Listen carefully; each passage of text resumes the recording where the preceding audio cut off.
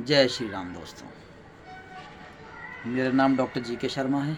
जैसे कि मैं पहले भी अपना यूट्यूब चैनल पे वीडियो डाल चुका हूँ और आज मैं एक विशेष तरह की कुछ बात आपके सामने रखने वाला हूँ। उसमें आपको भी कुछ एक जानकारी मिलेगी और बड़ा अच्छा लगेगा। बड़ा आज का एक करंट टॉपिक है जिस पे मैं आज कुछ बोलने वाला हूँ। मैं देख रहा हूँ कि हमारे कुछ एक लीडर हैं, जैसे कांग्रेस के एक लीडर हैं जिन्हें राहुल गांधी कहते हैं, केजरीवाल हैं। ये मौका पड़ने पे कभी हिंदुत्व, कभी मंदिर चले गए, कभी तिलक लगा लिया, कभी उल्टे सीधे कपड़े पहन लिए, कभी टोपी पहन ली। ये बड़ा उल्टी सीधी हरकतें करते रहते हैं। तो मैं बड़ा इनसे परेशान था, ये ऐसा क्यों करते हैं। लेकिन उससे भी ज़्यादा परेशानी वाली बात हमें तब लगती है जब हमारे अपने ही बच्चे हमसे पूछ लेते हैं ये धर्म क्या है, ये धर्म क्या है, हम क्यों माने धर्म को, क्या है, हम तो पढ़ाई लिखाई कर रहे हैं, धर्म क्या ज़रूरत है ये सब चीज़ें करने की, धर्म वगैरह। तो ये जो मैं वीडियो बना रहा हूँ इस पर ज़रा ध्यान देना और अपने बच्चों को ज़रूर सुनवाना और आप भी ध्यान से सुनना। ये एक सच सवाल है, गलत नहीं है। हम धर्म की शिक्षा लेते नहीं हैं और ये सिस्टम हमारा बदल चुका है पढ़ाई लिखाई का, क्योंकि धर्म की शिक्षा नहीं है। लेकिन आज मैं इस सब पे शोध करने के बाद बड़ी मेहनत से मैंने कुछ जानकारी इकट्ठी करी कि धर्म की शिक्षा लेनी क्यों ज़रूरी है, क्यों हमारा जो गुरुकुल का सिस्टम बदल गया और ये मैकाले का पढ़ाई का जो सिस्टम आ गया है, इससे हमारी पूरी जनरेशन ख़राब किस तरह से हो रही है, थोड़ा मैं डिटेल में बताना चाहूँगा। और समय की भी कमी है इसलिए चीज़ों को कवर करता हूँ मैं। तो पहली चीज़ ये है कि धर्म की शिक्षा क्यों ज़रूरी है, मैं रामायण से ही बताता हूँ। रामायण में 4 भाई हैं, राम, लक्ष्मण, भरत और शत्रुघ्न। चारों भाइयों का मतलब क्या है, राम धर्म के प्रतीक हैं, लक्ष्मण कामना के प्रतीक हैं, शत्रुघ्न मोक्ष के प्रतीक हैं और भरत जो है मोक्ष के प्रतीक हैं और शत्रुघ्न अर्थ के प्रतीक हैं। तो भगवान राम धर्म के प्रतीक हैं, उनके साथ कामना यानी कि काम, लक्ष्मण जंगल में चले जाते हैं, वन में चले जाते हैं और उनकी खड़ाऊँ लेके भरत मोक्ष के जो प्रतीक हैं वो राजपाट संभालते हैं और शत्रुघ्न वहीं पे रहते हैं, राजधानी में रहते हैं, अयोध्या में। तो इसका मतलब ही ये है कि धर्म के साथ कामना होना ज़रूरी है। अगर ये दोनों संलग्न नहीं होते हैं तो कामना अधूरी है। धर्म के बिना वो अधर्म में भी परिवर्तित हो सकती है। और खड़ाऊँ का अभिप्राय भरत के लिए इसलिए है कि मोक्ष की प्राप्ति के लिए आप किसी प्रतीक को, किसी के भी प्रतीक को लेके अगर आप सद्कर्म करते हैं तो आप मोक्ष को प्राप्त हो सकते हैं। और अर्थ का राजधानी में रहना इसलिए ज़रूरी है क्योंकि अर्थ कभी भी राजधानी से बाहर जा नहीं सकता, वो किसी राजधानी के लिए ज़रूरी होता है। तो इस तरह से रामायण का जो बना हुआ है ये इस तरह के प्रतीक बने हुए हैं ताकि हम लोग अच्छी शिक्षा अपने परिवार को, संस्कार दे सकें अपने बच्चों को। इसी तरह से इसमें 3 चरित्र हैं स्त्रियों के, जिसमें है मंथरा है, शूर्पणखा है और ताड़का है।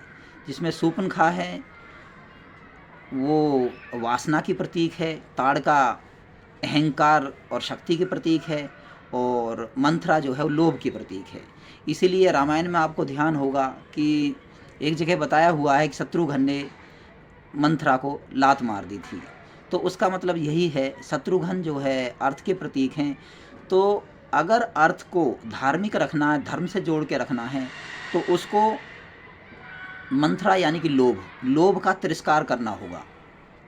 तभी वो तभी आपका अर्थ जो है धर्म पे चल सकता है, नहीं तो ये भी एक अधर्म हो जाएगा। और शूर्पणखा की नाक जो है, नाक कान काट दिए थे लक्ष्मण जी ने। लक्ष्मण जी जो हैं कामना के प्रतीक हैं और शूर्पणखा वासना की प्रतीक है। तो कामना जो है अगर वासना को कंट्रोल में नहीं रखेगी, काबू में नहीं रखेगी, तो कामना विकृत हो जाएगी, खराब हो जाएगी। तो कामना जो है वासना को कंट्रोल में रखती है, तभी वो एक धर्म की प्रतीक बनती है, नहीं तो धर्म के प्रतीक नहीं रहते हैं। तो इसी तरह से इसमें जो ताड़का उनका वध किसने किया था, भगवान राम ने किया था। तो ताड़का जो है वो अहंकार और शक्ति की प्रतीक है। तो अहंकार और शक्ति को ख़त्म करना है तो धर्म से ही किया जा सकता है, जिसके प्रतीक भगवान राम थे। तो इन चीज़ों से क्या चीज़ हमें पता लग रही है? हमें एक चीज़ साफ पता लग रही है कि हमारा जो धर्म है बहुत ही ज़्यादा आध्यात्मिक और वैज्ञानिक है, जिसमें हर बात को बड़ा ढंग से समझाया गया है। राम के जो भाई हैं उनके बारे में बताया, 3 स्त्रियां हैं उनके बारे में बताया, जो इसमें मुख्य किरदार थीं रामायण में। अब मैं रावण के बारे में बताता हूँ। रावण के 10 सिर थे, दशानन थे वो। तो उस 10 सिर का क्या मतलब है? उस 10 सिर का मतलब है कि रावण की जो 10 इंद्रियां हैं उनकी पिपासा कभी मिट नहीं सकती। कोई भी आदमी कितना भी पढ़ा लिखा हो, समझदार हो, ज्ञानी हो, लेकिन अगर वो अपनी इंद्रियों पे कंट्रोल नहीं करता है, काबू नहीं करता है, तो वो काफ़ी समाज के लिए ख़तरनाक होता है और सबके लिए ख़तरनाक होता है। तो इसी चीज़ की वजह से इसमें बताया है कि दशानन की 10 इंद्रियां, जो 10 सर थे, जब वो एक इंद्री को कंट्रोल करते थे तो दूसरी इंद्री जागृत हो जाती थी, दूसरी को करते थे तीसरी जागृत हो जाती थी। इस तरह से उनका कभी वध नहीं किया जा सकता था। तो उनका वध भगवान राम ने किया, जो धर्म के प्रतीक हैं। तो इसका मतलब है इंद्रियों की पिपासा को मिटाने के लिए धर्म का होना बहुत ज़रूरी है। और भगवान राम के जो पिता थे दशरथ, महाराज दशरथ, दशरथ का मतलब है 10 इंद्रियों को कंट्रोल, काबू में करने वाले रथी हैं, जो रथ को चलाने वाले हैं। जब 10 इंद्रियों के कंट्रोल में करने वाले रथी के जो हृदय से तत्व निकलता है वो धर्म होता है, और वही भगवान राम होते हैं। तो कहने का मतलब है कि रामायण जो हम बाहर घटित होती हुई देखना चाहते हैं या देख रहे हैं, या जो पहले हुआ, वो हमारे अंदर भी घटित होती रहती है। हमारे हृदय के अंदर अगर धर्म है तो हम अपनी धर्म के द्वारा अपनी इंद्रियों को कंट्रोल कर सकते हैं, और इंद्रियों को कंट्रोल करके हम धर्म को प्राप्त कर सकते हैं, अच्छे काम कर सकते हैं, इंद्रियों की पिपासा को काबू में कर सकते हैं। अगर हमने अपनी इंद्रियों की पिपासा को काबू में नहीं किया तो हम हमेशा जिस तरह की अब अत्याचार, गलत काम समाज में देख रहे हैं, उसकी वही वजह है। अब मैंने जो धर्म की बात बताई थी, थोड़ा मैं इसका भावार्थ बता देता हूँ और इस बात को मैं ख़त्म करूँगा। 2-3 चीज़ें हैं जो आज के समाज में हो रही है। एक तो धर्म का ज्ञान ख़त्म हो गया है। हम भी बड़ी मुश्किल से कहीं से कुछ कुछ समझ के ये बातें वीडियो पे डाल रहे हैं, धीरे धीरे समझ रहे हैं चीज़ों को। अपने जनरेशन्स को भी हमें आगे बताना ज़रूरी है कि धर्म जो है, हमारा सनातन धर्म पूरी तरह से वैज्ञानिक है। हर चीज़ इसमें जो सांकेतिक बनाई गई हैं, मूर्तियाँ बनाई गई हैं या प्रतीक बनाए गए हैं, ये सब किसी न किसी एक अच्छाई या किसी सद्कर्म को लेके कुछ शिक्षा देने के लिए बनाई गई हैं। तो इनका हमें आदर करना चाहिए। जैसे कि अभी आपने देखा होगा, कुछ लोगों ने अचानक से अपनी कुछ पॉलिटिक्स को चमकाने के लिए, हम भगवान राम को नहीं मानते, भगवान विष्णु को नहीं मानते, ब्रह्मा को नहीं मानते, इस तरह के नारे लगाने शुरू करे थे। तो ये जो हमारा समाज है, क्योंकि धर्म की शिक्षा ख़त्म हो गई है, तो इनको भटकाने के लिए बहुत सारे ऐसे तत्व जो गलत हैं, देश के प्रति हानिकारक हैं, समाज को ख़त्म कर रहे हैं, विघटन की तरफ लेके जा रहे हैं, वो इसलिए ज़्यादा पनप पा रहे हैं क्योंकि बाकी जो लोग हैं, जो अच्छे लोग हैं या समझदार सज्जन लोग हैं, उनको धर्म की शिक्षा नहीं है। तो यही मैं बेसिकली भावार्थ आपको बताना चाह रहा था कि हमें, जैसे मैंने आज भगवान राम की बारे में बताया, ऐसे मैं आगे और भी बताऊंगा, और भी वीडियो बनाऊंगा जिसमें गणेश जी के बारे में बताया जाएगा कि किस तरह से सांकेतिक हैं गणेश जी। तो अब इसमें 2-3 चीज़ों को मैं कंक्लूड करके बात को ख़त्म करूँगा कि एक तो महात्मा बुद्ध, वो भी यही बात कहते थे कि हमें अपनी इंद्रियों को कंट्रोल करना है, लोभ, मोह, अज्ञान, लालच, वासना, इनको कंट्रोल करना है, काबू करना है, इंद्रियों को कंट्रोल करना है। तो इस तरह से हिंदू धर्म में से कुछ लोग निकले जिन्होंने बौद्ध धर्म की स्थापना की। तो बौद्ध धर्म जो निकला है, वो हिंदू धर्म में जो कुछ बुराइयाँ थी, जाति पाति के झगड़े थे, इनके खिलाफ, इस चीज़ से वो एग्रीड नहीं थे महात्मा बुद्ध। वो कहते थे कि आप एक अच्छा जीवन जियो और लोगों की भलाई करो और मध्यम मार्ग पे चलो। महात्मा बुद्ध बहुत अच्छा कहते थे। वो एक तरह से हिंदू धर्म की एक रिफाइंड थ्योरी देते थे। तो हिंदू धर्म से वो अलग नहीं थे। हिंदू धर्म से जैन धर्म भी अलग नहीं है, सिख धर्म भी अलग नहीं है। ये सब सनातन धर्म से निकले हुए हैं। इन सब में एक अलग तरह की अच्छाइयाँ हैं, लेकिन कुछ मूर्ख लोग इस चीज़ को अलग ढंग से प्रेजेंट करते हैं, इस तरह से प्रेजेंट करते हैं जैसे वो हिंदू धर्म के खिलाफ हैं, या वो भगवान राम को नहीं मानते हैं, या वो भगवान विष्णु जी को नहीं मानते हैं, ब्रह्मा जी को नहीं मानते। ऐसा कुछ भी नहीं है। ये सब सनातन धर्म की शाखाएं हैं। पहली चीज़ तो ये है। और दूसरा ये है कि मैं ये चाहूँगा कि समाज हमारा एकत्रित हो, इकट्ठा हो, धर्म की शिक्षा ले, अच्छे संगठनों को ज्वाइन करे, जैसे राष्ट्र स्वयं सेवक संघ है, इनको ज्वाइन करे, और अपने आप को थोड़ा सा रिफाइंड करे, समझे इन चीज़ों को कि समाज का विघटन होने की वजह से राजनीति इसका मिसयूज़ कर रही है, गलत फ़ायदा उठा रही है। केजरीवाल जैसे लोग हो गए, ये राहुल गांधी जैसे लोग हो गए, या मैं तो कहूँगा ज़्यादातर सारे ही नेता इस तरह के हैं। देखो, कुछ नेताओं के लिए तो मैं नहीं कहूँगा, कुछ लोग तो बहुत अच्छे आ गए हैं राजनीति में, योगी जी हैं या मोदी जी हैं या अपने सुधांशु त्रिवेदी हैं, या ऐसे अन्य बहुत अच्छे भी आए हैं जिनकी वजह से हमारे देश की दशा और दिशा काफ़ी सुधरने लगी है। लेकिन नेता कुछ नहीं करेंगे, नेताओं के पीछे लगना बंद कर दो।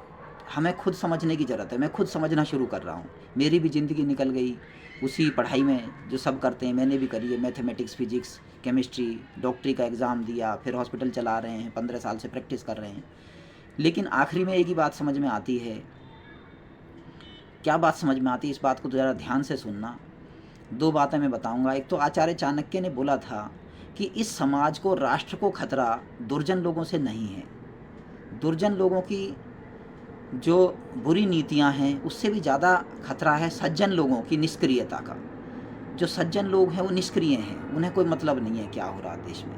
इसकी वजह से हमारे समाज को ज़्यादा नुकसान होता है। इसलिए हमें सकारात्मक एनर्जी के साथ धर्म के लिए, राष्ट्र के लिए काम करना ही चाहिए, करना ही पड़ेगा। नहीं तो समाज अगर नहीं रहा, राष्ट्र नहीं रहा, तो आपका बहुत कुछ रहने वाला नहीं है। तो इसलिए इसमें एक बात और मैं बता देता हूँ कि अकबर इलाहाबादी नाम के एक शायर थे। उन्होंने एक मजाक वाली बात बताऊंगा, उन्होंने लाइट मूड में समझना इस चीज़ को। उन्होंने भी एक बात कही थी कि हम लोग करते क्या हैं, हम जो पढ़ाई लिखाई करते हैं, यानी कि अहले बाग क्या कारनामा किया, अहले बाग हमने क्या कारनामा किया, ग्रेजुएट हुए, नौकर बने, पेंशन ली और मर गए। क्या ये करने के लिए हम आते हैं दुनिया में? इस चीज़ पे ध्यान देना और अपने धर्म को समझो, अपने बच्चों को भी समझाओ, क्योंकि हम खुद ही धर्म से विमुख होते जा रहे हैं, हमारे बच्चे विमुख होते जा रहे हैं। और इसी का नतीजा है कि विधर्मी जो है पनपते जा रहे हैं। और आपने देखा ही होगा विधर्मी ने क्या किया है। श्रद्धा एक बेटी है, उसको मार डाला। इस तरह से बच्चे जो है धीरे धीरे विधर्मियों के हाथ मरते रहेंगे। उसकी वजह यही है कि धर्म का ज्ञान नहीं है, कैसे विधर्मियों से बचा जाए, कैसे निपटा जाए, कैसे हमारे देश में गुरु गोविंद सिंह जी पैदा होंगे, कैसे हमारे देश में भगत सिंह पैदा होंगे, कैसे विवेकानंद दोबारा पैदा होंगे, दोबारा से कैसे यहाँ पे अच्छे लोगों का जन्म होगा, वो बिना धर्म के पॉसिबल नहीं है। इसलिए धर्म की शिक्षा क्यों ज़रूरी है, इस बात को मैं आज समझाने के लिए वीडियो बनाया था। इसलिए मैंने थोड़ा ज़्यादा लंबा भी इस बात को एक्सप्लेन किया। तो ज़्यादा से ज़्यादा अगर हम धर्म के बारे में शिक्षा लेते हैं तो हमारी आगे आने वाली पीढ़ी ज़्यादा समझदार और ज़्यादा अच्छी बन सकती है। ये मैं आपको बताना चाह रहा था। और आप अपनी जो भी राय है वो आप कमेंट बॉक्स में डालें, अपनी बात ज़रूर रखें, इसमें हमें क्या करना चाहिए। और हमें समझना पड़ेगा देश के लिए, राष्ट्र के लिए, अपने धर्म के लिए। नहीं तो होगा क्या, ये विधर्मी और गलत नीयत से जो लोग काम करने वाले लोग हैं वो हमारे देश के लिए काफ़ी हानिकारक हो जाएंगे। और इस बात को ध्यान में रखते हुए मैं अपनी बात को यहीं ख़त्म करता हूँ। धन्यवाद। जय श्री राम।